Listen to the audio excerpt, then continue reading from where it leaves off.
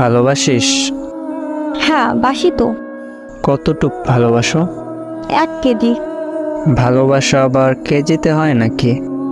তুই তো জিজ্ঞেস করলি কতটুক ভালোবাসি। অনেক পাজি হয়ে গেছো তুই। তোর জন্যই হইছি।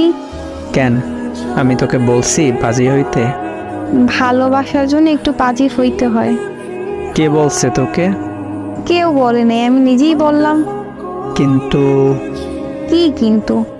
আমি তোকে ভালোবাসি না। তাই নাকি? হ্যাঁ তাই। কিভাবে বুঝবো যে ভালোবাসিস না?